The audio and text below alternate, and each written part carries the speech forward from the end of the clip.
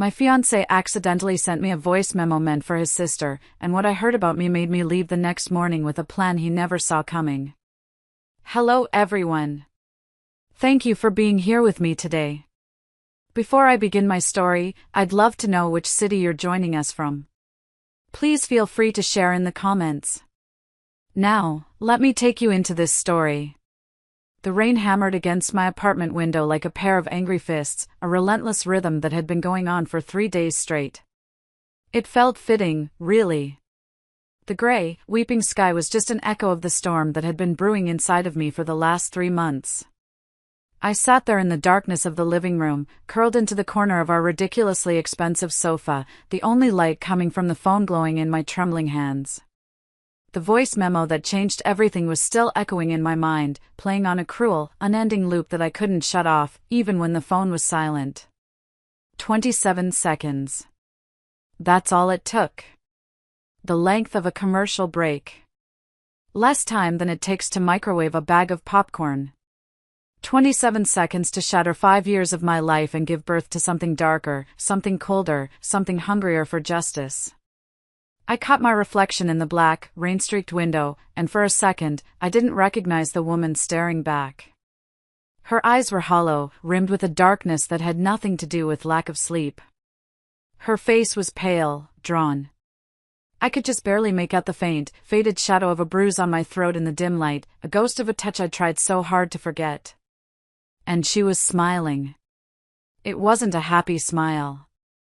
It was a tiny, cold curve of the lips, a smile that would have terrified me just 24 hours ago. But I wasn't that woman anymore. The woman who had fallen asleep next to him last night, the one who still flinched at sudden movements, she was naive. She was broken. And she was so desperate for a love that was nothing more than a carefully constructed illusion. She was gone. This woman, the one staring back at me from the window with ice in her veins? This woman had a plan. The engagement ring sat on the coffee table like a discarded lie. It was a beautiful ring, a classic solitaire he'd been so proud of. Every now and then, a distant flash of lightning would illuminate the room, and the diamond would catch the light, winking at me from the darkness like a conspirator. Tomorrow morning, Garrett would wake up in our king-sized bed, probably hungover, and find my side of the bed cold. He'd see the ring. He'd probably be confused, then annoyed at the inconvenience, and then, if I was being honest with myself, maybe even a little relieved that I'd done the hard part for him. But that would only be the beginning.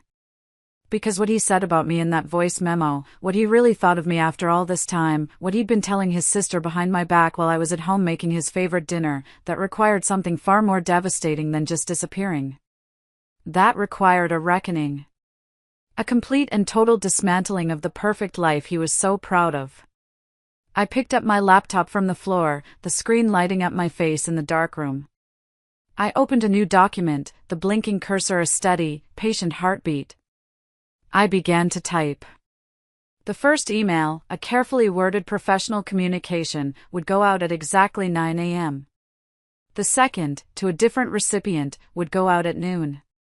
By evening, everyone who mattered in his perfect, polished world would know who Garrett Sterling really was behind the expensive suits and the charming smile. And by the time I was finished with him, he would finally understand a fundamental truth: some women don't just break. They shatter, and when they put themselves back together, they use the sharpest pieces to build their armor. They become unbreakable and infinitely more dangerous. The thunder rolled overhead, a low, deep rumble that seemed to shake the whole building, like the sky itself was agreeing with me. And as I sat there, the rhythmic click-clack of the keys filling the silence, I smiled. A real smile this time. He had absolutely no idea what was coming for him. It's funny how your mind can play tricks on you, how it can paint the past in such warm, glowing colors that it makes the present feel even colder. Just 6 months earlier, I genuinely thought I was the luckiest woman alive. I thought I was living in a modern-day fairy tale. The memory is so clear it feels like a movie I could step right into. Garrett and I were apartment hunting in the city. I remember the exhaustion, the endless listings, the walk-ups with questionable plumbing. And then, we found it. This is the one, Audrey. I can feel it, Garrett had said, his arm wrapped tight around my waist as we stood in the doorway of what would become our home on Riverside Drive. The realtor was babbling about square footage and building amenities, but we weren't listening. We were just staring at the morning sun streaming through these huge, floor-to-ceiling windows, dust motes dancing in the golden light. It felt like a promise, like the start of everything. I leaned into his warmth, breathing in that familiar cologne he always wore, sandalwood and something else, something that was just him. The scent of safety. The scent of my future. After 3 long years of long-distance dating while he finished his MBA at Columbia, we were finally going to be in the same city.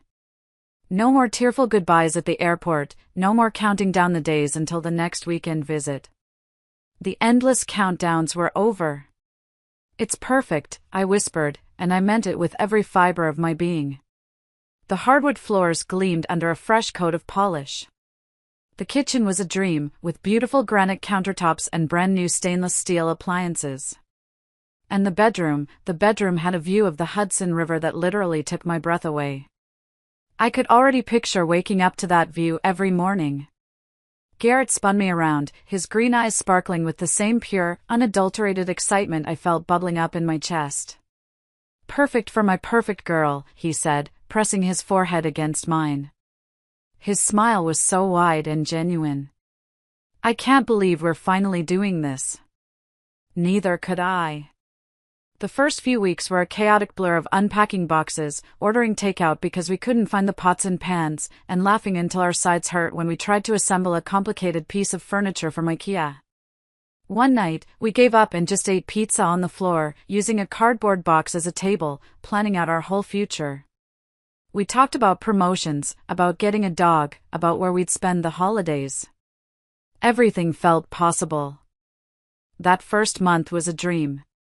He'd wake me up with coffee, his dark hair still messy from sleep, that crooked smile that had made me fall for him at a college party spreading across his face. We'd cook dinner together most nights. He'd stand behind me, his hands guiding mine as he taught me how to make his grandmother's famous pasta sauce, a recipe he guarded like a state secret. He'd let me stir, but he always insisted on adding the final spices himself. We'd fall asleep tangled together on the couch while watching old black and white movies, and I'd wake up hours later, stiff and groggy, with his jacket draped over my shoulders and him fast asleep in the armchair across the room, just so I could be comfortable. "I love you, Audrey Franklin," he'd whisper into my hair during those quiet, perfect moments, and my heart would flutter like it was the very first time he'd ever said it.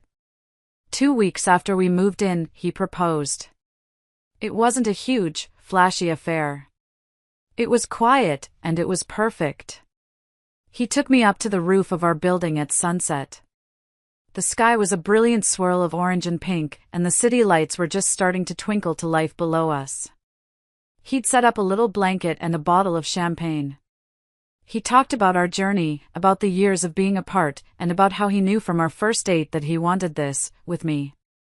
Then he got down on one knee. The ring was everything I'd ever dreamed of, a classic solitaire diamond on a simple platinum band. It caught the last rays of sunlight and threw tiny rainbows across his face. It was elegant and timeless, and it felt so right on my finger. Of course, I said yes, tears streaming down my face. How could I not? I was going to marry the man of my dreams. We were building a life together, a beautiful, perfect life. At least, that's what I believed. But fairy tales, I learned, have a nasty habit of revealing their true nature when you're not paying close attention. The changes started small. They were like tiny hairline fractures in a beautiful vase. You can't see them at first, but they're there, threatening the integrity of the whole thing. For a while, I convinced myself I was just imagining them, that I was being too sensitive or adjusting to living with someone full-time. It started one evening a couple of months after we got engaged. We had reservations at Meridian, a fancy new restaurant his boss had recommended. I was excited. I came out of the bedroom wearing a sundress I'd always loved. It was a cheerful yellow with tiny white flowers, the kind of dress that just made me feel bright and happy. Garrett looked up from his phone as I did a little twirl. His brow furrowed, just for a second. "You're wearing that to dinner?" he asked. The question wasn't mean, just questioning. I looked down at myself, the bright, happy feeling instantly deflating. Yeah, what's wrong with it? You've always liked this dress. Nothing's wrong with it, he said quickly, putting his phone down. But his eyes lingered on the dress with a look I couldn't quite place. It felt like disappointment. It's just. Meridian is a really nice place. The kind of place where people make an effort. I was thinking maybe something a little more sophisticated. Sophisticated. The word hung in the air. My cheerful sundress wasn't sophisticated. I felt a flush of embarrassment creep up my neck. Oh. Okay. I went back into the bedroom and stared at my closet. I ended up choosing a simple black cocktail dress.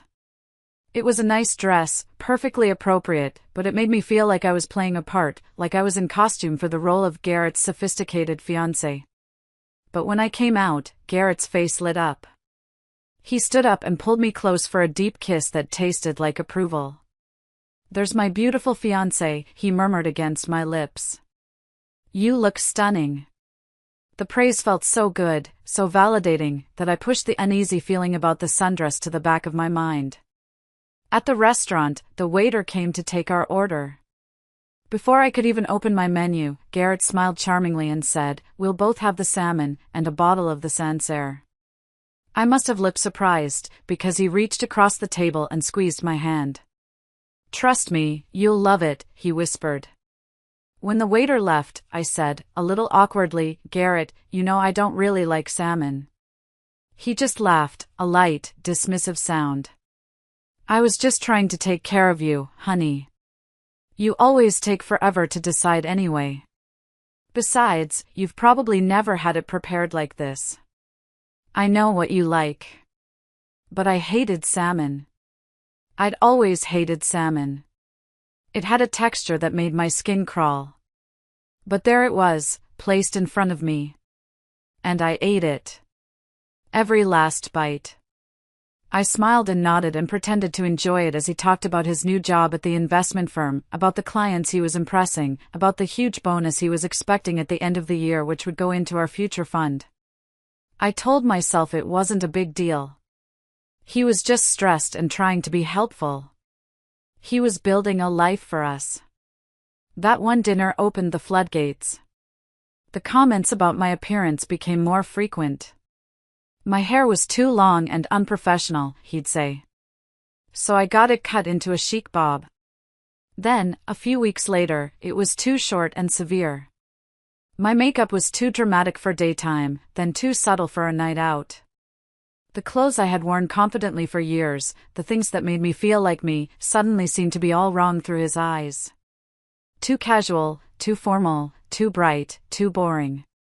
One Saturday morning, I came out of the bedroom wearing my favorite pair of worn-in jeans and a soft college sweatshirt, ready for a lazy day.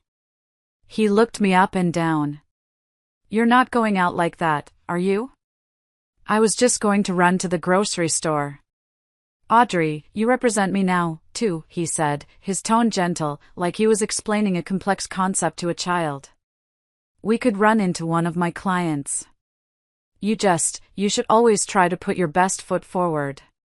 "I'm just trying to help you," he'd always say, wrapping his arm around me after one of his suggestions. "You're so beautiful, Audrey. I just want everyone else to see what I see." But I was starting to wonder, what exactly did he see when he looked at me? Was it me, or was it some project? A piece of clay he was trying to mold into his idea of perfection? The confident, happy woman he fell in love with seemed to be getting everything wrong all of a sudden. And the worst part was, I was starting to believe her. The first time he really raised his voice, the sheer volume of it shocked me so much that I physically took a step backward. It was a Tuesday night, and he was standing in the kitchen, staring at our joint credit card statement, his face getting flushed with a blotchy, unattractive red.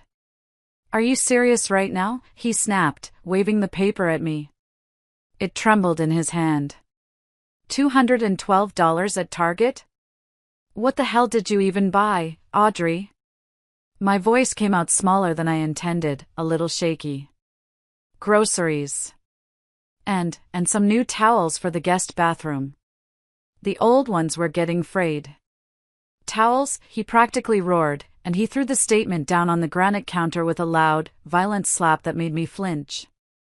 We already have towels. Perfect-looking towels. I am working my ass off 60 hours a week trying to get this promotion, trying to build something for us, and you're just throwing money away on things we absolutely do not need. I'm sorry, I said automatically, the words tumbling out before I could even think. I wasn't sure what I was apologizing for. For buying towels? For not consulting him? I just didn't think. That's the problem, he said, his voice suddenly dropping, all the anger gone in an instant. He stepped forward and took my hands in his. His were warm, mine were ice cold. You don't think about how these things affect us, affect our future. His thumbs began to rub circles on my palms, a soothing gesture that felt completely at odds with the rage of a moment before. I could feel my racing heart start to slow down. I'm not mad at you, baby. I swear. I'm so stressed about money, about work. You understand that, right? I nodded, because I did. I wanted to understand. He was under a lot of pressure. His salary was good, but he was ambitious, and he felt the weight of our new life on his shoulders. It wasn't really about the towels, I told myself. It was about the stress. He was just worried about us. The following week, I used cash from my own personal savings account to buy the groceries, thinking it would solve the problem. But he still found something to criticize when I was unpacking. The bread was a store brand, not the artisanal loaf he preferred. The milk was whole milk, not 2%. I was being wasteful, careless, thoughtless. Maybe you should make a list before you go from now on, he suggested later that night, his arm draped casually around my shoulders as we watched TV. He made it sound like a helpful tip, a life hack, not a command. Plan out the meals for the week. That way, you'll only buy what we actually need. It'll be more efficient. So I started making lists. Insanely detailed, organized lists that accounted for every single meal, every snack, every household item we might possibly need. I'd show them to Garrett before I went shopping, and he'd scan them, nod approvingly, and kiss my forehead. See? You're getting so much better at this, he'd say, and the praise would feel like a ray of sunshine, warming me from the inside out. I felt like I was finally getting it right, finally being the partner he needed. But even with the lists, there was always something. I bought the wrong brand of pasta sauce, not the specific imported one his grandmother used. I forgot the single-origin coffee beans he liked. I picked up bananas that were a little too green for his morning smoothie. It's like you're not even trying, he said one evening, his voice sharp with frustration after discovering I'd bought the wrong kind of cheese for a lasagna recipe he wanted to try. I ask for one simple thing, Audrey, and you can't even get that right. The words hit me like a physical slap. I felt the familiar prickle of tears behind my eyes. I am trying, I whispered, my voice barely audible. I'm trying so hard, Garrett. His expression softened instantly, the anger melting away as if it had never been there. He pulled me into his arms, stroking my hair. Hey, I'm sorry, he murmured into my ear. I'm an idiot. I didn't mean that. I'm just tired and I took it out on you. That's not fair. I melted into his embrace, a wave of relief washing through me. This was the Garrett I'd fallen in love with. Gentle, caring, apologetic. The other Garrett, the one who snapped and criticized and made me feel so small and incompetent, that wasn't really him. That was just the stress. It had to be. I started walking on eggshells around the apartment. It became a subconscious habit. I'd analyze every word before I spoke, every action before I took it. Would this make him angry? Would this disappoint him? Was I being thoughtless again? My best friend, Paige, was the first to really call it out. We finally managed to meet for coffee one Saturday afternoon. I feel like I haven't seen you in ages, she said, stirring her latte. How have you been? How's wedding planning? It's good, everything's good, I said, the automatic response I had perfected.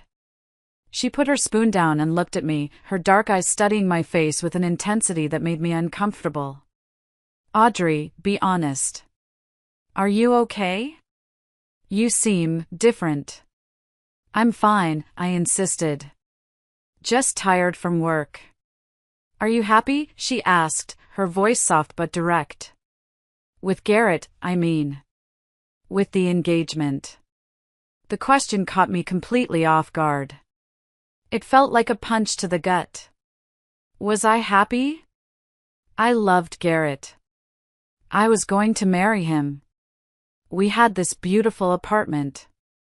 Of course I was happy. Wasn't I?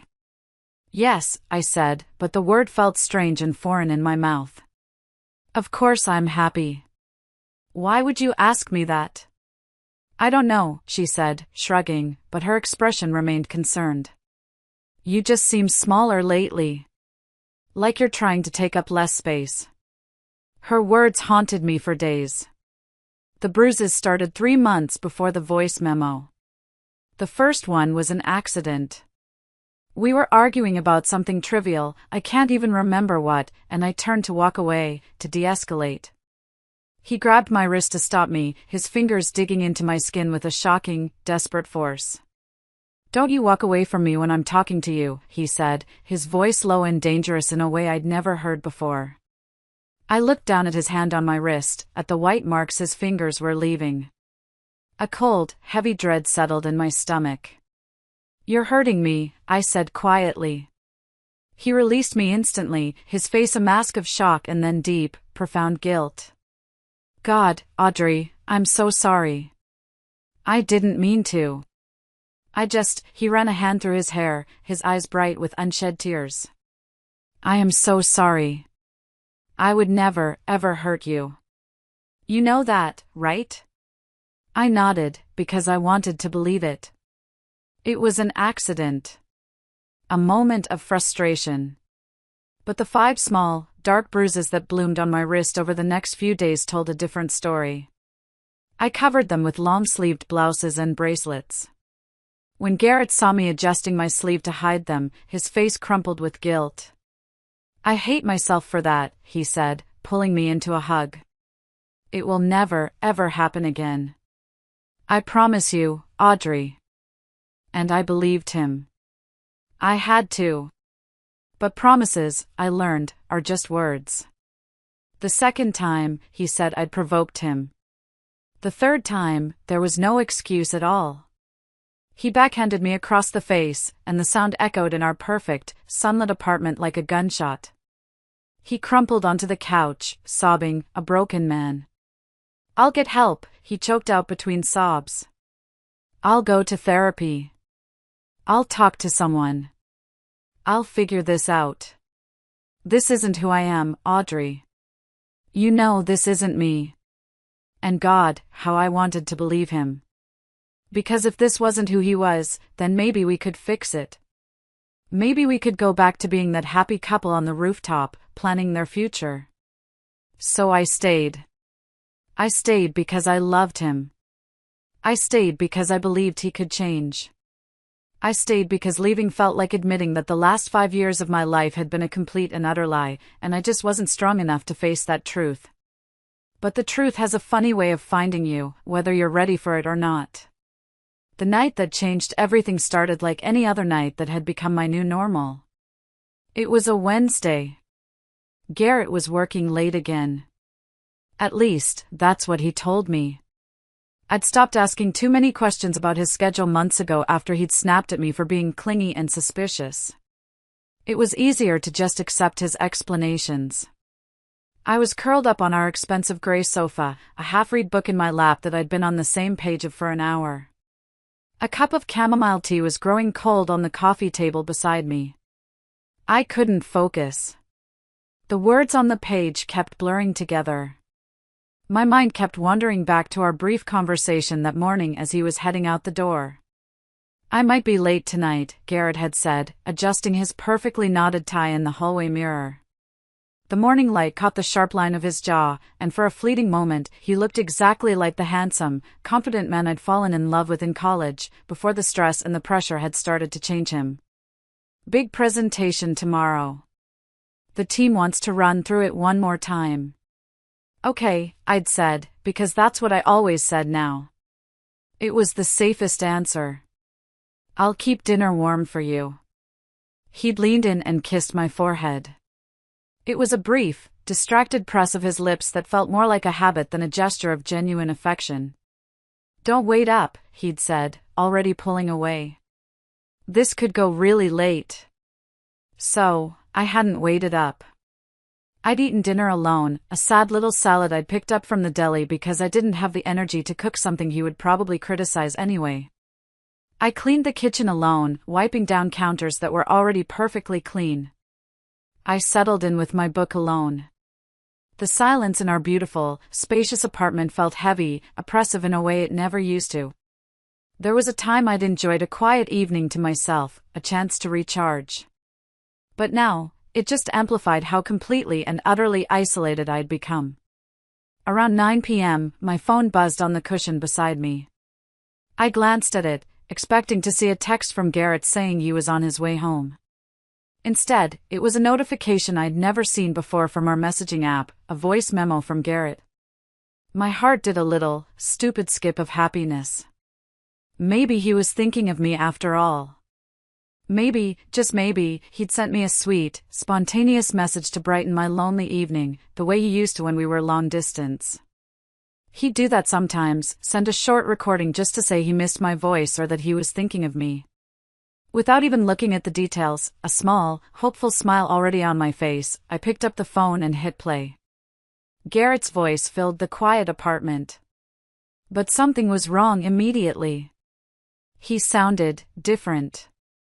Relaxed, easy, his voice carrying a casual warmth that I hadn't heard directed at me in months. It was the voice I remembered from our early days together. Hey, Lorraine, he said. My blood turned to ice. My smile vanished. Lorraine. His sister. This wasn't meant for me. He must have hit the wrong contact. My first instinct, the instinct of the woman I had been for the last year, was to stop it immediately. To hang up, delete it, and pretend I'd never heard it. It was the right thing to do. It was what the old Audrey would have done to keep the peace. But something in his tone, something so unguarded and casual, kept my finger frozen over the screen. I couldn't stop it. So, I've been thinking about what you said last week, Garrett continued, and I could hear the faint sound of city traffic, the wail of a distant siren, in the background. He was walking somewhere. About Audrey, I mean. My own name on his lips, spoken in that tone to his sister, made my stomach clench into a tight, painful knot. What had Lorraine said about me? What had they been discussing behind my back? You're right, Garrett said, and his voice carried a note of tired resignation that made my hands start to shake. She's not who I thought she was when I proposed. Hell, she's not who I thought she was when we moved in together. The book slipped from my numb fingers and hit the plush rug with a soft, dull thud. I didn't even notice. I mean, don't get me wrong, he went on, completely oblivious to the fact that his words were tearing my world apart, piece by piece. She's sweet.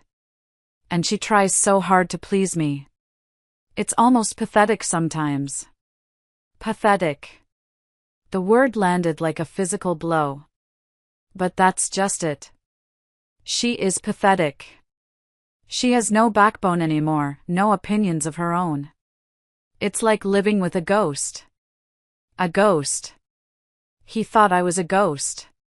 The woman he had systematically silenced and reshaped now bored him to the point of contempt. Remember how she used to be in college? His voice took on a wistful, almost nostalgic quality that made me want to scream. She was so confident, so damn sure of herself. She'd argue with professors, debate politics at parties. She used to call me out when I was being an ass. God, I loved that about her. Tears were streaming down my face now, hot and silent, dripping off my chin and onto my shirt. I wanted to throw the phone across the room, to smash it into a million pieces, but I couldn't move. I had to hear all of it. I had to know. But now? God, Lorraine, she asks my permission for everything. What to wear, what to eat, what to watch on TV. She's turned herself into this perfect little step-forward wife who never disagrees with me. And the worst part is, I think I did that to her. There was a pause. I could hear him sigh, a long, heavy, world-weary sound. I know I've been difficult. The stress at work, the pressure for this promotion. I've been taking it out on her, and she just takes it. She apologizes for things that aren't even her fault. She walks on eggshells around me. She flinches when I move too fast. Christ, I made her flinch, Lorraine. What kind of man does that make me? The kind who hits women, I thought, a bitter, acidic taste filling my mouth. The kind who breaks them down until they're nothing but shadows of their former selves. But here's the thing, he continued, and his voice hardened, shifting from remorse to cold judgment in a heartbeat. It sent a chill down my spine. I can't respect someone who won't stand up for themselves. I can't love someone who's so desperate for my approval that they'll change everything about themselves just to get it. It's disgusting, honestly. Disgusting. The woman he had molded, the woman who had sacrificed her own identity for him, was now disgusting to him. So, yeah. You're right. I need to end it. I just don't know how. She's so fragile now, so dependent on me. If I break up with her, she'll probably fall apart completely. And then there's the apartment, the ring, all the plans we've made. He trailed off, and I heard the sound of a heavy door opening, the murmur of voices and clinking glasses in the background. Look, I'm at Murphy's now. We'll talk more about this later, okay? But you're right. I can't marry someone I don't respect. I just need to figure out how to let her down easy. The voice memo ended. A soft beep echoed in the sudden, crushing silence of our apartment. I sat there for a long, long time, just staring at my phone, the screen gone dark. 27 seconds. He didn't love me. He didn't even respect me. I was pathetic to him. Disgusting. And he was planning to leave me, not because he finally realized he was an abuser who needed help, but because I had become too weak for his liking. He was disgusted by his own handiwork. The rage that filled me then was unlike anything I had ever experienced in my life. It was a pure, cold, clarifying fury. It started as a tight knot in my stomach and spread outward like poison, burning through my veins until every single cell in my body was screaming for justice. He had done this to me. And now he had the audacity to be repulsed by the broken pieces. Just then, my phone buzzed with a text from him. Working late. Don't wait up. I stared at the message for a long moment, the words swimming in front of my eyes. Then, with a steadiness that surprised me, I typed back a single, simple lie. Okay, love you. As I hit send, I was already planning. Garrett Sterling had made one crucial, fatal mistake. He thought I was weak. He thought I was broken beyond repair. He had no idea that he had just unleashed a force he could never have imagined. He was about to find out what his pathetic little ghost was truly capable of. I didn't sleep that night. I lay awake in our bed, perfectly still, listening to the sound of the rain and my own steady breathing. When Garrett finally stumbled in around 2 a.m., reeking of whiskey and the cheap perfume of some bar, I feigned sleep. He collapsed beside me, snoring loudly within minutes, completely unaware that he was lying next to a woman who was actively plotting his downfall. The hours before dawn were the most productive I'd had in a year. I woke up before the sun, my body moving with a quiet, efficient sense of purpose I hadn't felt in months. The first step was the hardest, leaving. Not because I would miss him, God no. The man I loved had been gone for a long time, if he ever truly existed at all. It was hard because walking away meant finally, irrevocably acknowledging that the last 5 years of my life had been built on a foundation of lies and manipulation. It meant admitting to myself that I had allowed myself to be diminished, to be erased, so completely that I had become unrecognizable. But as I moved silently through our apartment, a strange, powerful sense of clarity settled over me.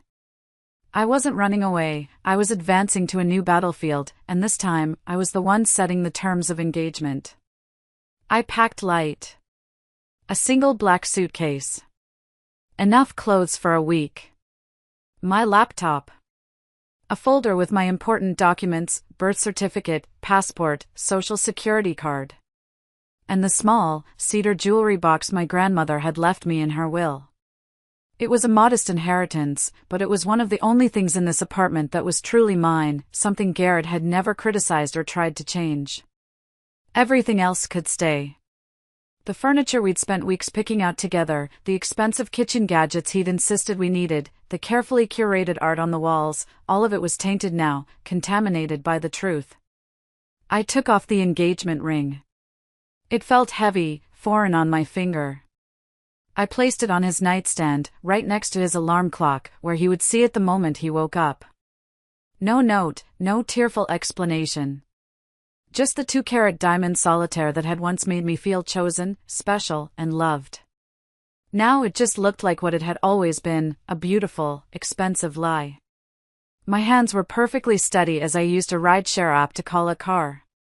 My voice was calm, and even as I gave the driver the address of an extended-stay hotel in Midtown I'd booked online in the middle of the night. I'd paid for a month in advance using a credit card Garrett didn't know I had. I had opened it secretly a few months ago, after he started monitoring our joint account so closely that I felt like I needed his permission to buy a cup of coffee. I'd told myself it was for emergencies. The old Audrey would have felt guilty about the deception. This Audrey felt nothing but grim satisfaction. This, I realized, was the emergency I'd been preparing for. As the car pulled away from the curb on Riverside Drive, I allowed myself one last look back at the beautiful pre-war building that had been my gilded cage. Garrett was probably still sleeping off his hangover, blissfully unaware that his pathetic fiancé had just walked out of his life forever. But leaving was only the beginning. It was a strategic retreat.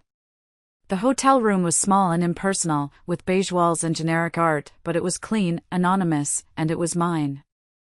I set up my laptop on the small desk by the window and began phase 2 of my plan, research and execution. Garrett Sterling, 28, senior associate at Hartwell & Associates investment firm. Graduate of Columbia Business School. Son of Taylor and Linda Sterling of Greenwich, Connecticut. Brother to Lorraine Sterling, a pediatric surgeon in Boston. I knew these facts already, of course. But now I was looking at them through new eyes. Not as the loving fiancé who was proud of his impressive resume, but as a strategist who understood that for a man like Garrett, reputation was everything. His career, his social standing, his carefully cultivated image of being a brilliant, ethical, up-and-coming leader, these were the things he valued most. These were the pillars I was going to bring crashing down around him. I started with his company. A quick search brought me to the Hartwell & Associates website. It was exactly what you'd expect from a high-end investment firm. It prided itself on integrity, family values, and ethical business practices. Their About Us page was full of smiling photos of employees, testimonials about their fantastic work-life balance, and a prominent, lengthy section about their strict, zero-tolerance policy for workplace harassment and, interestingly enough, domestic violence. A little corporate virtue signaling that was about to backfire spectacularly. I spent the next hour crafting an email. It couldn't be an angry, emotional rant. That would be too easy to dismiss as the ravings of a bitter ex-fiancé. It had to be cold, professional, and undeniable. The first email went to Garrett's direct supervisor, a woman named Sylvia Walsh. Her LinkedIn profile was public, and it showed her posing with her husband and 2 young daughters at a 5K charity run for a domestic violence awareness organization. Perfect. Dear Ms. Walsh, I hope this email finds you well. My name is Audrey Franklin, and until this morning, I was engaged to your employee, Garrett Sterling.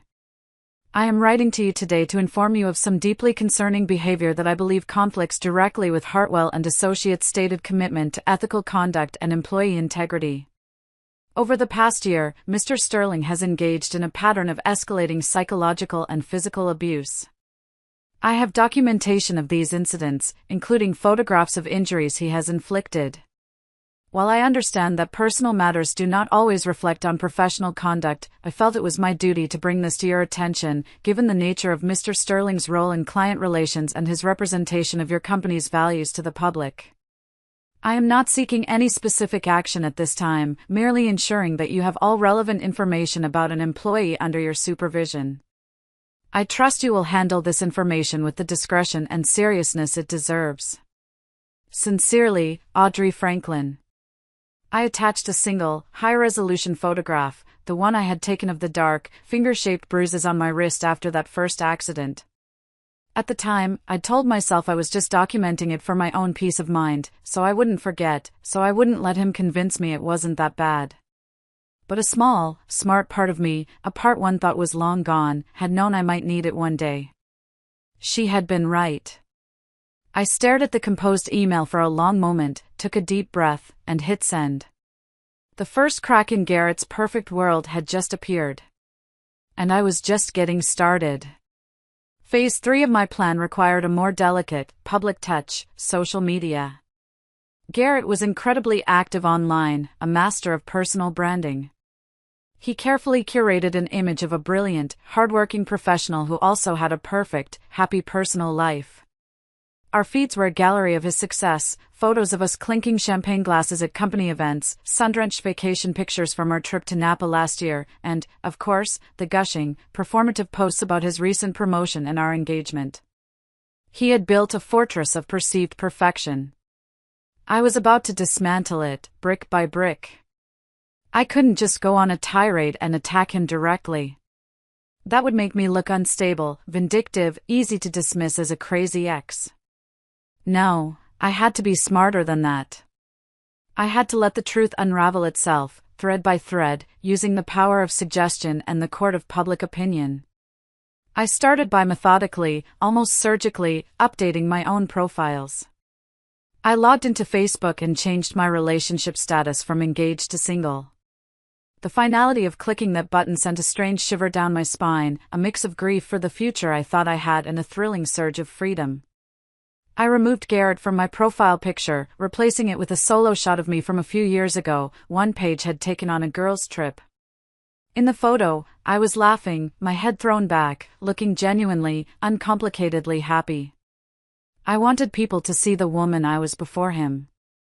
I untagged myself from dozens of photos with him, erasing our digital history together. Then, I posted a simple, quiet status update.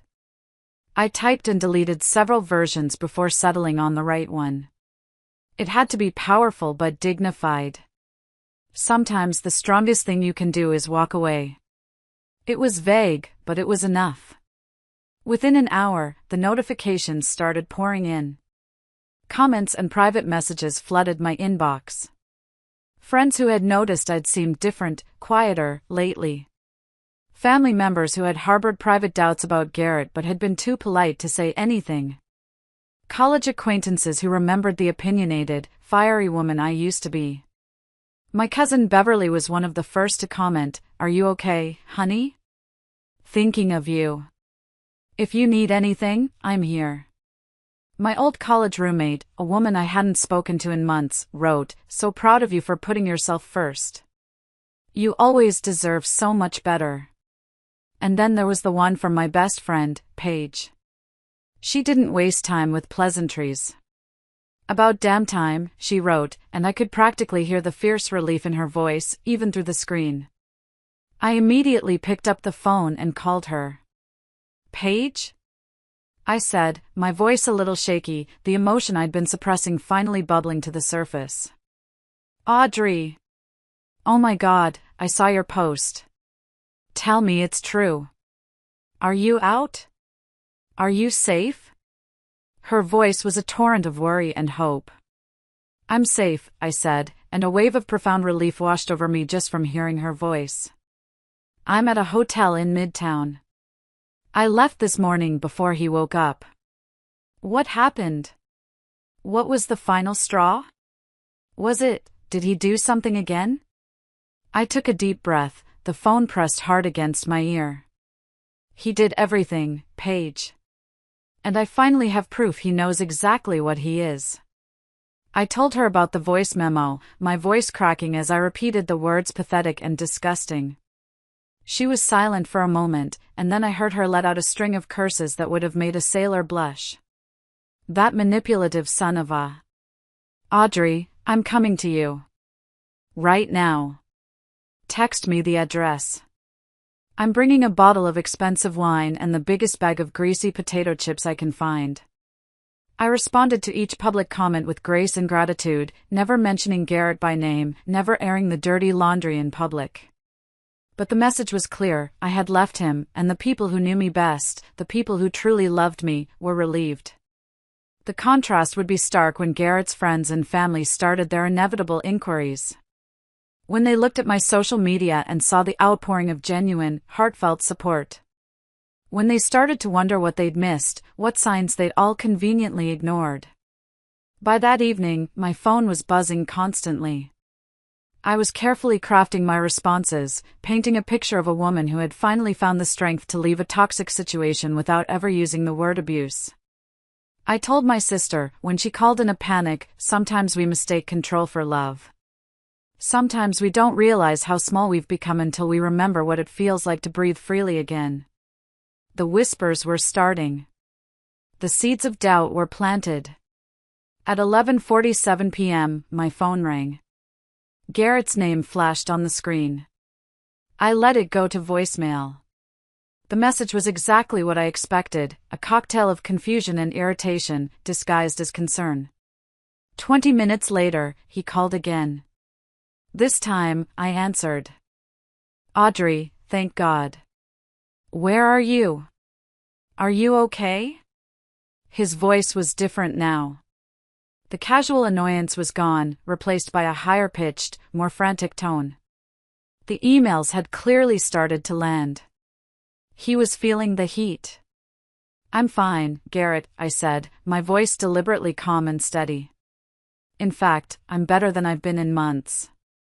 What's going on? Why did you just leave like that? And why the hell is Sylvia from my office calling me asking about, he stopped abruptly, catching himself. Asking about what, Garrett? I prompted sweetly, enjoying the sound of his panic. You know what, he snarled, the charm gone, the monster peeking through the cracks. What did you tell them, Audrey? What lies have you been spreading? I haven't spread any lies, I said, my voice dripping with ice. I told them the truth. A heavy silence stretched between us. I could practically hear the gears turning in his head as he tried to calculate the damage, to figure out his next move. The truth, he finally said, attempting to shift back to his charming, placating tone. Come on, baby. You're upset, I get it.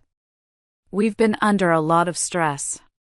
But don't you think you're being a little dramatic? Dramatic. His favorite word. The one he always used to invalidate my feelings, to make me feel like I was crazy. A cold fury settled over me. Am I being dramatic, Garrett? Or am I finally being honest? You hit me, I said quietly, letting the 3 simple words hang in the air like a blade. That was an accident, and you know it. I would never. Which time? I interrupted, my voice sharp. The time you bruised my wrist so badly I had to wear bracelets for a week? The time your elbow just happened to crack one of my ribs? Or the time you backhanded me across the face because I disagreed with you about a movie? I have pictures, Garrett. And I have recordings. This was a bluff, but a necessary one. I only had his one accidental memo. His voice was a panicked whisper. Recordings of what? Of you, I said coldly. Of the things you say when you think I'm too broken to fight back. Of the way you talk about me when you think I can't hear. I heard his sharp intake of breath. He knew.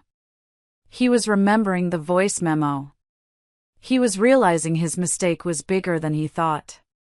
You're right about one thing, Garrett, I continued, twisting his own words into a weapon. The woman you've been living with is pathetic and desperate. She's so broken down that she disgusts even the man who claims to love her. But here's the thing you failed to consider. That woman isn't who I really am. She's who you made me. And now that I remember who I actually am, I find that I'm very, very interested in making sure you face some consequences for your work. Audrey, please, we can fix this. Good night, Garrett, I said, and I hung up the phone, immediately blocking his number. The storm was just beginning to break over his head, and I was going to enjoy every single second of the downpour. The next 2 days were a masterclass in psychological warfare. Garrett, unable to reach me on my phone, escalated his attempts to contact me. He tried calling from his office line, which I ignored. He tried calling from a blocked number, which I also ignored. He left a series of increasingly frantic voicemails. The first one was angry, full of threats about slander and lawyers. The second was pleading, full of promises to change and go to therapy. The third just sounded broken. Meanwhile, my own phone was buzzing with texts from mutual friends. Some were confused. Some were angry on his behalf, buying into whatever story he was spinning. I ignored them all. I was playing a long game, waiting for the bigger players to make their move. The first major move came on Thursday afternoon. An unknown number, but a quick search of the area code confirmed my suspicion: Greenwich, Connecticut. Garrett's parents. My stomach tightened into a nervous knot. I had expected this, but I wasn't sure how it would play out. Linda Sterling was a sharp, formidable woman. I let it ring 3 times, took a deep breath to steady my nerves, and answered. Hello? Audrey, dear, it's Linda Sterling. His mother's voice was strained, wrapped in a layer of carefully controlled politeness. I hope you don't mind me calling. Garrett gave me your number. Of course not, Mrs. Sterling. It's good to hear from you. How are you? I kept my own voice level and calm. Well, I've been better, to be honest, she said, and I heard the crack in her composure. Garrett told us about the situation. About your engagement ending. Yes, I said simply, offering no further explanation. Let her ask.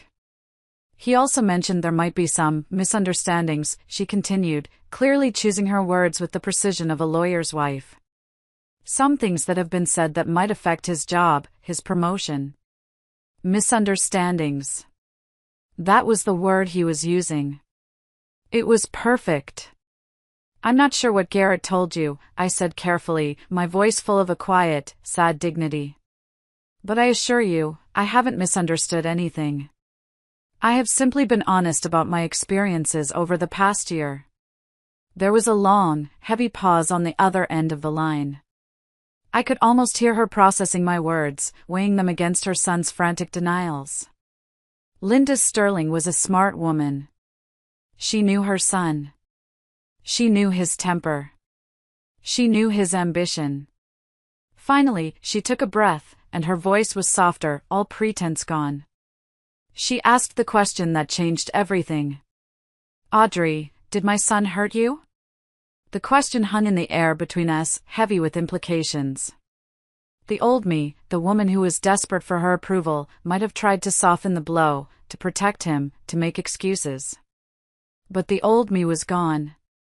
Yes, I said quietly, my voice not wavering. He did. I heard her sharp intake of breath, a sound of maternal pain, followed by another long silence. When she spoke again, her voice was a raw whisper. I am so sorry. I had no idea. It was more than I had dared to hope for. But the day wasn't over. At 6 p.m., as I was eating a sad hotel salad, I got a text from an unknown number. We need to talk. Meet me at Café Luna on 42nd Street. 1 hour. Come alone. Lorraine. Garrett's sister. My heart started to pound in my chest. This could be a trap. She could be trying to ambush me, to plead his case, to guilt-trip me into silence. But it could also be an opportunity. Lorraine was the one he'd been talking to in that voice memo. She knew things. If I was careful, if I played this right, I might be able to turn Garrett's own sister into an ally. I grabbed my coat. I spotted her immediately in a corner booth, hunched over a cup of coffee. She looked exhausted. She had Garrett's sharp green eyes, but where his had become cold and cruel over the past year, hers were filled with what looked like genuine concern and turmoil. When she saw me approaching, she stood up quickly, and I was shocked to see that her eyes were red-rimmed, as if she'd been crying. "Audrey," she said, her voice thick with emotion. "Thank you for coming. I wasn't sure you would." "Your brother sent you, didn't he?" I asked, getting straight to the point. I had no time for games. Her laugh was a short, bitter, humorless sound. "Garrett doesn't know I'm here. If he did, he would probably never speak to me again. No, I came because I owe you an apology. A huge one." This wasn't what I'd expected. I had prepared myself for a fight, for manipulation. I hadn't prepared for an apology. For what? "For not speaking up sooner," she said, her hands shaking as she sat back down. "For not seeing what was happening right in front of my face. And for encouraging him to leave you instead of encouraging him to get help for whatever is broken inside of him." She explained that Garrett had been calling her for months, complaining about me, weaving a narrative about how I'd changed, how I was clingy and needy and pathetic. At first, she'd told him all relationships go through rough patches. But then she saw us at their parents' anniversary party last month. "You were so quiet," Lorraine said, her eyes pleading with me to understand. "You barely spoke unless someone asked you a direct question. And even then, you kept looking at Garrett, just for a split second, like you were checking to make sure you were giving the right answer. And when he snapped at you for spilling a little wine on your dress, the way you flinched, Audrey. You used to be so confident. You'd never flinch. I've never seen you flinch before." She told me she had confronted Garrett about it the next day, and he had become furious, defensive, accusing her of taking my side and calling me manipulative and a victim player. But the more defensive he got, the more I saw the truth, she said, her voice cracking. "I'm a doctor, Audrey. I'm trained to see the signs of abuse in my patients' families. The subtle control, the isolation, the fear. I know what it looks like when someone is being systematically broken down. And I realized, with this horrible, sinking feeling, that's exactly what he had done to you." She reached across the table and touched my hand. "I'm so sorry I didn't see it sooner." "There's something else," I said quietly. I took out my phone, my hand steady now. I hit play. Her face went white as she listened to her brother's casual, cruel voice fill the noisy cafe. When it ended, she was crying openly, fat tears rolling down her cheeks. "Oh my God, Audrey. I had no idea. When he called me last week, he made it sound so mutual. Like you were just growing apart. He never told me he thought you were pathetic." "But you did tell him he should leave me," I stated, not as an accusation, but as a fact. "Yes," she admitted, looking me straight in the eye, her own filled with a new, hard anger. "But not because I thought you were the problem. I told him that if he couldn't love and respect you the way you deserved, then he should do the decent thing and let you go so you could find someone who would. I thought if he left, you'd finally have a chance to heal and become yourself again." She leaned forward, her eyes intense and serious. "I want to help you," she said. "I want to make sure he faces real, lasting consequences. And I think I have something that can do it." She pulled out her own phone. Garrett doesn't know this, but ever since that anniversary party, ever since I started suspecting, I've been recording our conversations. My heart stopped beating for a second. I'm a mandated reporter, she explained, her voice low and urgent. When I suspect abuse, I have a professional and ethical obligation to document it. I started recording our calls as evidence, just in case something happened to you. In case you ever needed proof of what he was really like when he thought no one was listening. She showed me the screen. There was a list of audio files, each one dated and labeled with Garrett's name. There are hours of recordings here, Audrey. Him talking about you, about his temper, about the things he's done. Things that show exactly who he really is. I stared at her, stunned into silence. This changed everything. And there's something else, she said, her voice dropping to a near whisper. A story from his past. You weren't the first, Audrey. There was a girl in college, her name was Corinne. The name Corinne hung in the air between us like a ghost. Lorraine painted a picture that was chillingly familiar. Corinne was bright, popular, and confident when she started dating Garrett during their junior year. But over the course of about a year, she changed. She became quiet, withdrawn, a shadow of her former self. She started missing classes, avoiding her friends. Then, one day, she broke up with him suddenly and transferred to a school on the West Coast, cutting off all contact with almost everyone from her old life. At the time, their friends, and even Lorraine, had bought Garrett's story, that she was just being dramatic and unstable. Now, Lorraine knew better. I tried to find her after I started getting worried about you, Lorraine said, scrolling through her contacts with a frustrated sigh. I wanted to apologize, to see if she was okay. But she's a ghost. She's not on any social media I can find. I think she might have changed her name after she got married. It's like she's trying to erase every trace of who she used to be. Or, I thought with a cold dread, like she was hiding from someone who had destroyed her. That night, back in the suffocating quiet of my hotel room, I became a detective. I listened to Lorraine's recordings, and they were a goldmine. They were filled with Garrett's casual admissions of control, his rants about the pressure he was under, his chillingly calm descriptions of our arguments where he was always the victim and I was always the one who was too emotional or irrational. But I knew Corinne's story was the key. If I could find her, if she would be willing to speak, it would prove this wasn't an isolated incident of a relationship gone wrong.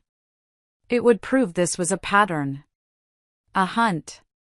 It took me 2 full days, a subscription to a slightly shady online background check service, and more cups of bad hotel coffee than I can count, but I found her.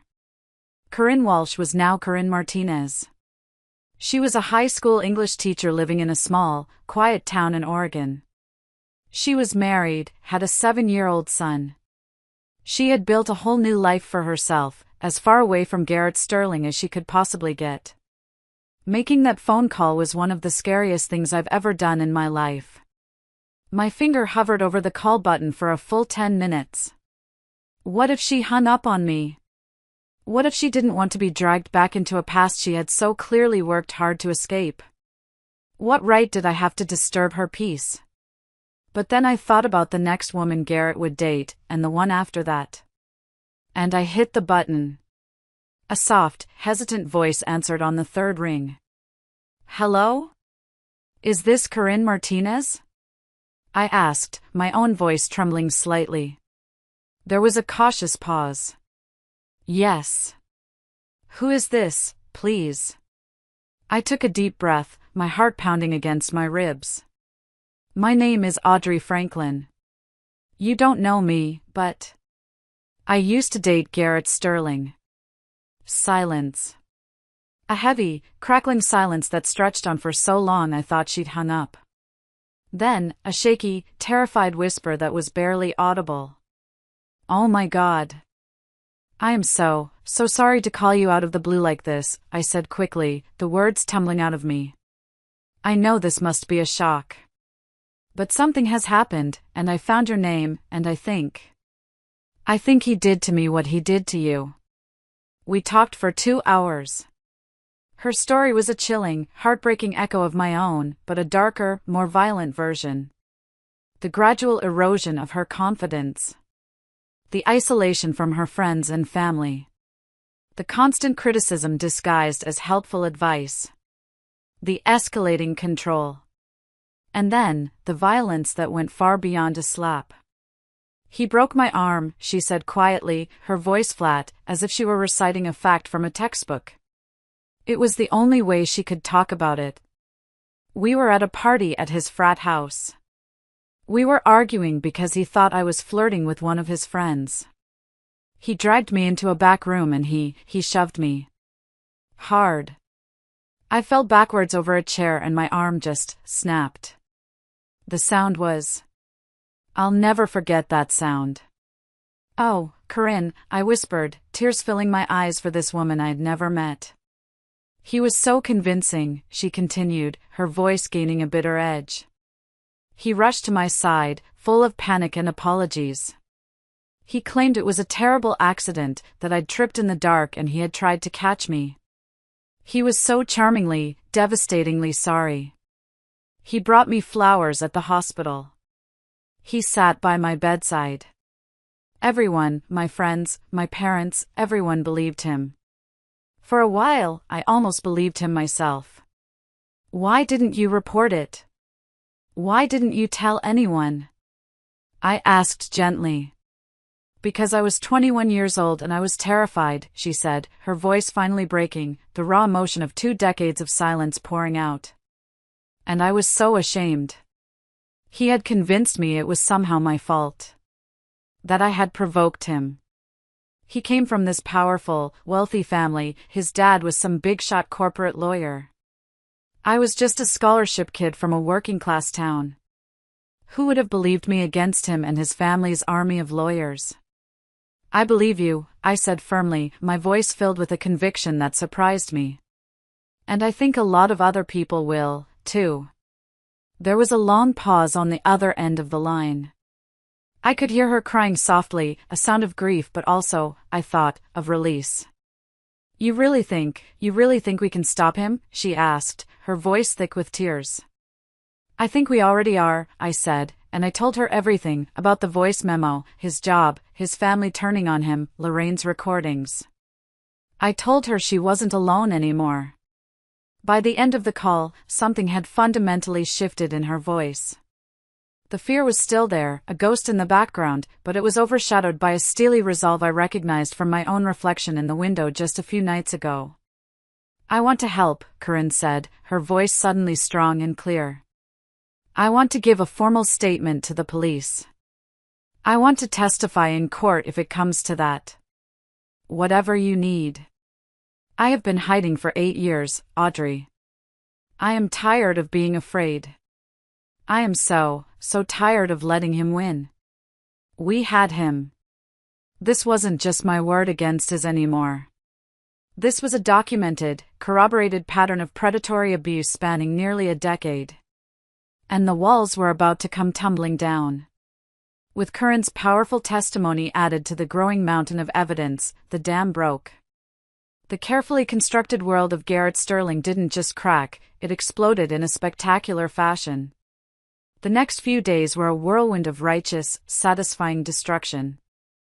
I woke up in my anonymous hotel room on Monday morning to a call from a number I now had saved in my phone, Sylvia Walsh, Garrett's former boss at Hartwell and Associates. "Ms. Franklin," she said, her voice crisp and professional, but with an undercurrent of warmth I hadn't heard before. "I wanted to update you personally. We concluded our internal investigation over the weekend. Based on your initial complaint and the information provided by several others that has since come to light, the board and I have made the unanimous decision to terminate Mr. Sterling's employment, effective immediately."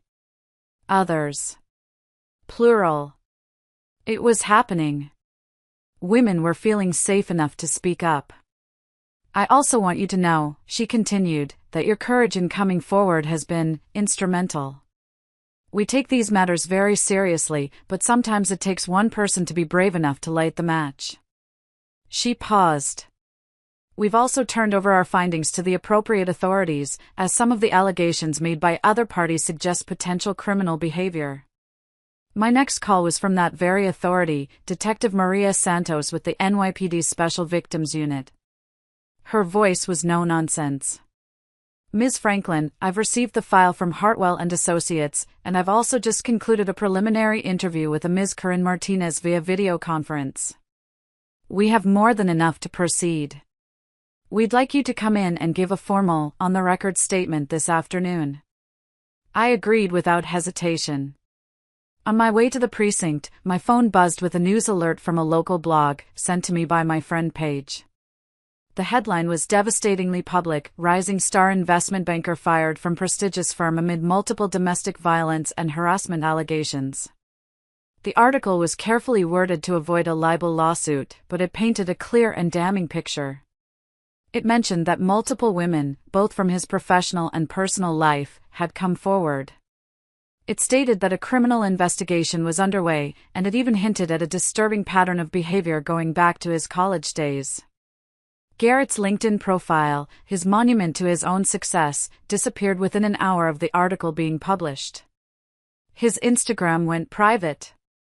His entire online persona, which he had so meticulously crafted, was erased in a matter of hours.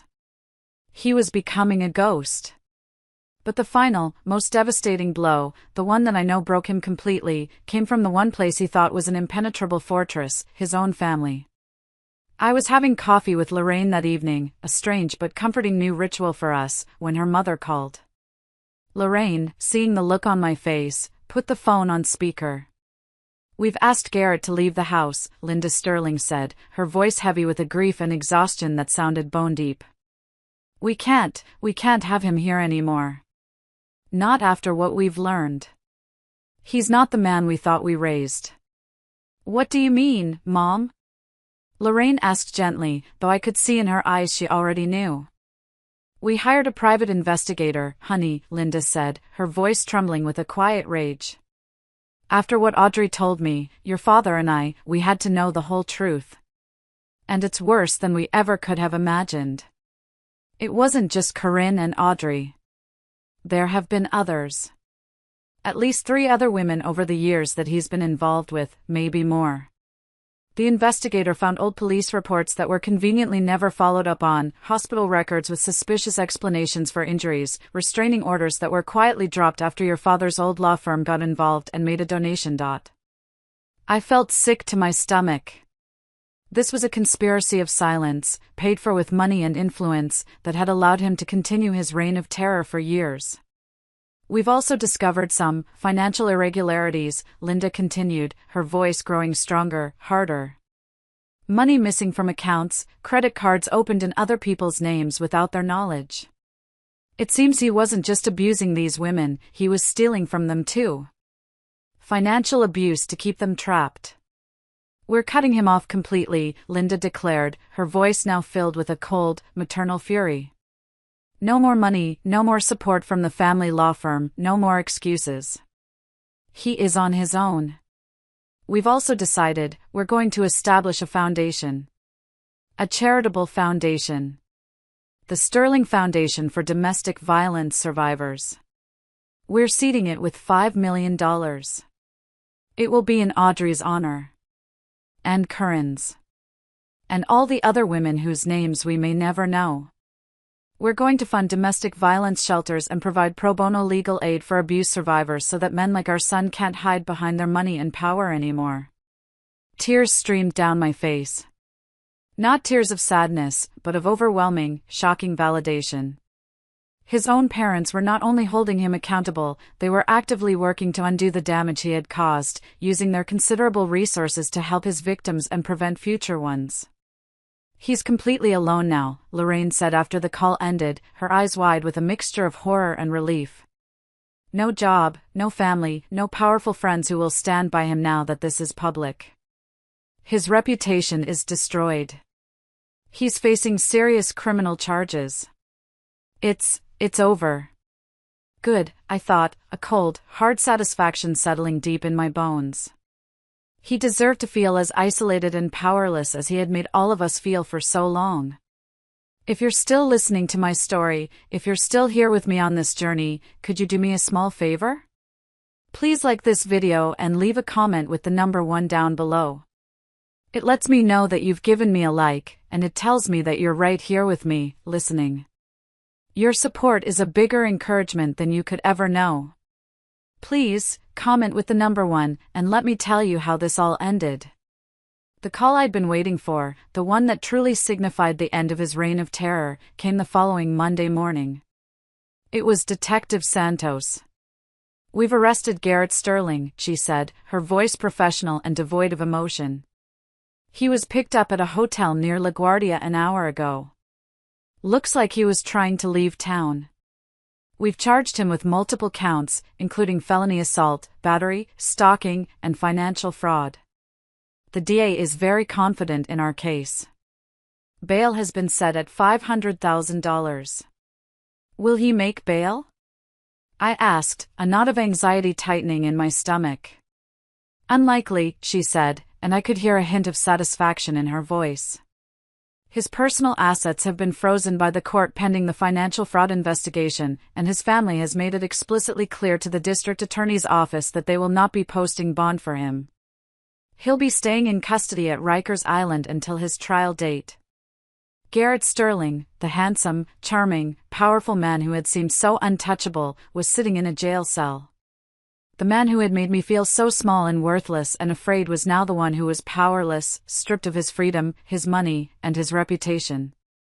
The thought didn't bring me joy, exactly. It brought me a profound, quiet sense of peace. The world felt balanced again. A few days later, a letter arrived for me at the hotel, forwarded from the concierge at my old address. The handwriting on the plain white envelope was his, a familiar, confident scrawl that now made my skin crawl. I almost threw it away without opening it.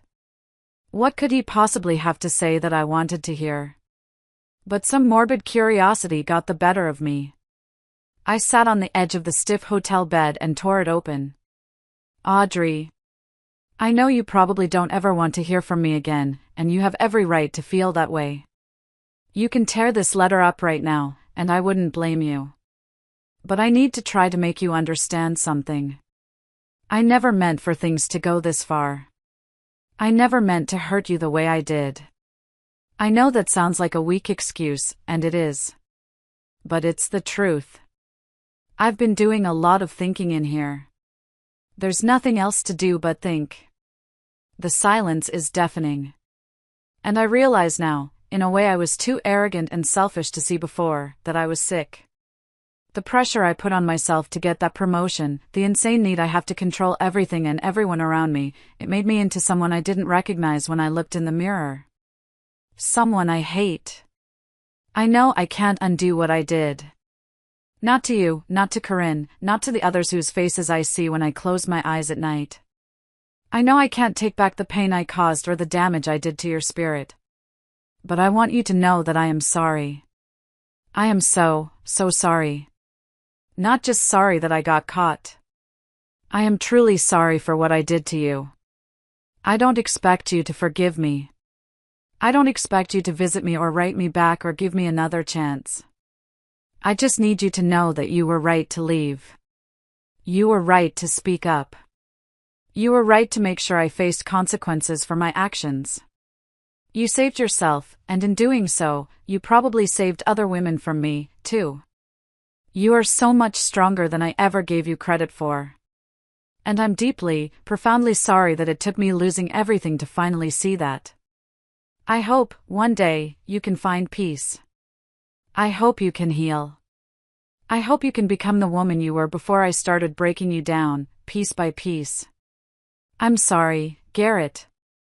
I read the letter 3 times, my eyes scanning the page, searching for any sign of hidden manipulation, any subtle threat, any attempt to make me feel guilty or responsible for his situation. But all I found was what seemed like the genuine, broken remorse of a man who had finally hit rock bottom and been forced to look at the wreckage he had caused. It didn't change anything, not really. It didn't undo the months of abuse or erase the trauma that I would now have to work through. But it did give me something I hadn't expected, something I didn't even know I needed. Closure. He finally understood. He finally saw me as a person, not just an object to be controlled and perfected. And he was finally, truly, facing the consequences of his own choices. I folded the letter carefully and put it in the bottom of my desk drawer. It wasn't a memento to be cherished. It was evidence. Evidence that the monster was, at last, caged, not just by prison bars, but by the weight of his own actions. And I was finally, truly free. 6 months later, I stood in the bathroom of my new apartment, looking at my reflection in the mirror. The woman staring back at me was someone I was still getting to know, but for the first time in a very long time, she was someone I was starting to really like. My hair was shorter now, cut in a chic, no-nonsense style that made me feel powerful and professional. My eyes were clear and bright, no longer clouded with the constant fog of fear or self-doubt.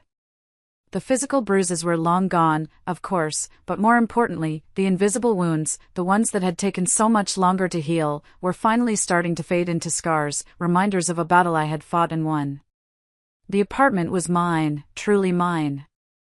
It was a sunny one-bedroom in a quiet part of Brooklyn with exposed brick walls and large windows that let in streams of golden afternoon sunlight. Every piece of furniture, every painting on the wall, every book on the shelf, had been chosen by me, for me. No one else's opinions or preferences had influenced my decisions. For the first time in years, I was living in a space that was a true reflection of who I actually was, not who someone else wanted me to be. My phone buzzed with a text from Paige. "Ready for tonight? You're going to be amazing.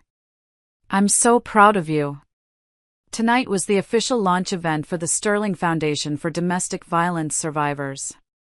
Against my initial reluctance, Linda Hernandez had insisted on naming it that, a permanent, public testament to her son's failure and his victim's strength. I had been asked to be the keynote speaker at their inaugural fundraising dinner. The old Audrey would have been terrified at the thought of speaking publicly about such personal, painful trauma. But this Audrey, the one who had found her voice again, who had learned to trust her own perceptions, who had discovered a strength she never knew she possessed, was looking forward to it. I had spent the last few months in intense therapy.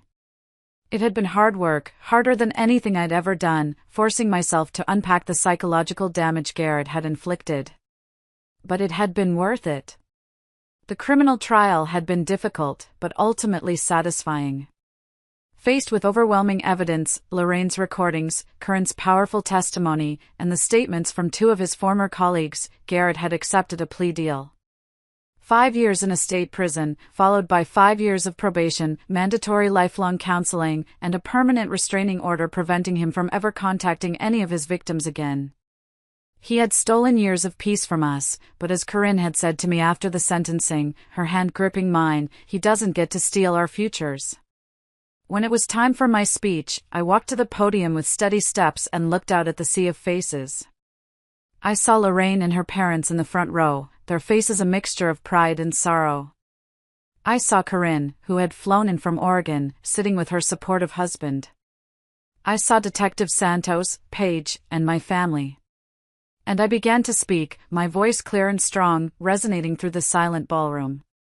"My name is Audrey Franklin," I said. "And I am here tonight not as a victim, but as a survivor. I'm here to tell you that abuse doesn't always look like what you see in the movies. It doesn't always leave visible scars or obvious signs. Sometimes it's quiet. It's a slow erosion of your confidence, a gradual chipping away at your soul, until you look in the mirror one day and you don't recognize the person staring back." I told them my story. I told them about the voice memo that had been a cruel gift, the spark that had ignited a revolution inside me. And I told them about the choice I had made. I could have left silently, I said, my eyes scanning the room. I could have taken my broken pieces and tried to put them back together in private. Many women do, and there is absolutely no shame in that choice. Survival is the only goal.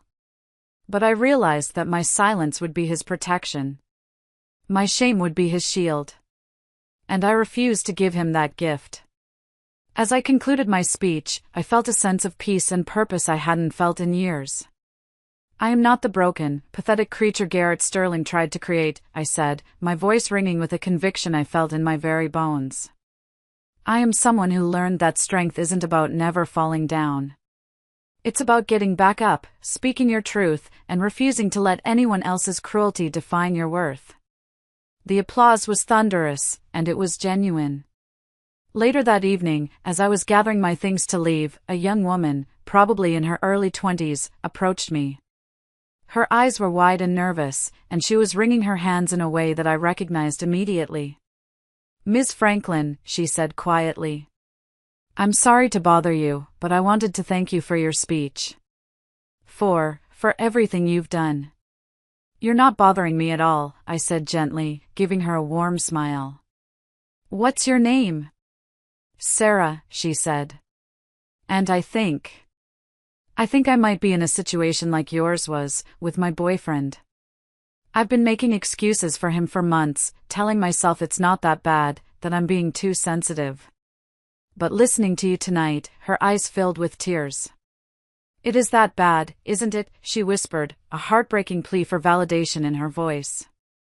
I looked at this young woman, Sarah, and I saw my former self so clearly it hurt. And I knew exactly what to do. I took her hand. "Yes, it is that bad," I said gently but firmly. "It's not normal. It's not your fault. And you deserve so much better." I spent the next hour talking with Sarah in a quiet corner of the ballroom, giving her resources, helping her make a safety plan, connecting her with people who could help.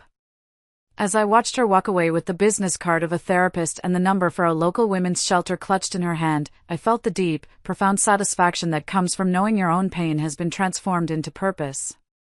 This was why I'd fought back. Not just for myself, but for Sarah, and for all the other women out there who needed to know that they weren't alone, that they weren't crazy, and that they weren't worthless. Garrett Sterling had tried to destroy me. But instead, he had created something he never could have imagined. A woman who was unbreakable, unsilenceable, and absolutely committed to making sure no one else ever suffered the way I did. My story wasn't over. In a way, it had just begun. Thank you all so much for listening to my story. If any part of this resonated with you, or if you know someone who might need to hear it, please consider sharing it. You never know whose life you might change. Be safe, and be strong.